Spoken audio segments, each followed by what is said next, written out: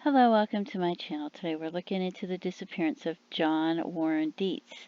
He went missing in 1988, Spokane Valley, Washington, December 30th of 1988, just after Christmas. He was born May 1st, 1950. He was 38 years old. I guess they're not sure the height, 5'5" to 5'8", 170, 180 pounds, hair brown black. I thought it would have been on his driver's license. He was a truck driver from Cedar Rapids, Iowa, and he disappeared after making a delivery to West Coast Grocery Company. He has not been heard from since. He telephoned his employer on December 30th, 1988 from a truck stop in Spokane after making the delivery. The empty trailer was found at Broadway truck stop. John's tractor trailer was found in early 1991 in the Los Angeles area. A suspect was developed in his disappearance but has since died in prison. So, the suspect was found in possession of some of John's belongings and his tractor trailer. So, and this is off the Doe Network. Then you go to the Charlie Project, and here's a photo of the suspect that they believe probably might have been the person that killed him. And you wouldn't suspect him to be a killer. He looks like a nice guy, right? So he was last seen December 30th, 1988. He lived in Fulton, Illinois, and was employed as a truck driver for Westside Transport in Cedar Rapids, Iowa. His last delivery was at the West Coast Grocery Company. He called his employer from Broadway Truck Stop in Spokane County, Washington, December 30th, 1988, after he made his delivery. He also called his wife to say he'd be home soon. He's never been heard from again. His trucking supervisor reported him missing.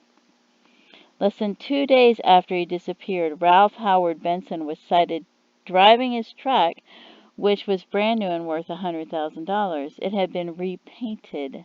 Benson was a self-employed, long-distance trucker who traveled across the country. I guess maybe his truck broke down and he needed another one. In early 1991, Deetz's truck was found on Benson's property in the LA, Los Angeles, California area. The 1988 license plate was in Benson's home south of Davenport, Washington. It appeared new and unweathered. I guess maybe he kept it for a souvenir. Authorities believe Benson operated a chop shop, taking apart stolen tractor-trailer rigs and selling the parts. He was never charged in connection with Deetz or his vehicle, however. In 2003, Benson was convicted of murdering a Washington state fuel tax auditor. He'd shot the man in the head and dismembered the body. Investigators state he's a person of interest, in Deetz's disappearance and other missing person cases and homicides. He died in prison in September 2004 at the age of 64, less than 1 year into his sentence. A photo of Benson is posted in his case summary. Deetz is described as a responsible man who was dedicated to his family and his job. He was carrying company credit cards at the time of his disappearance but never used them. He left behind 3 children.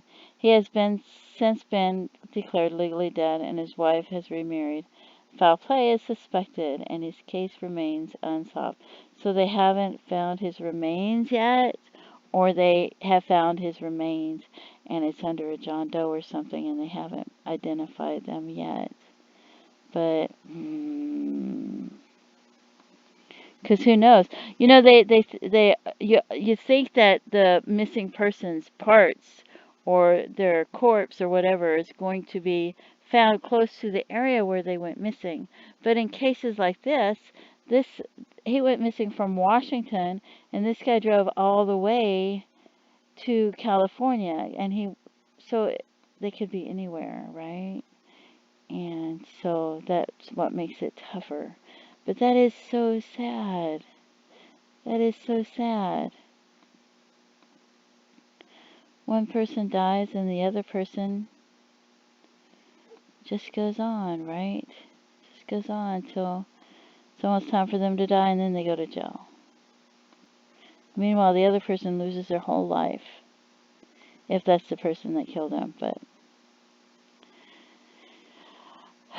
yeah, anyway, so don't forget to stop and pray for this family and the loved ones and everything that they've suffered.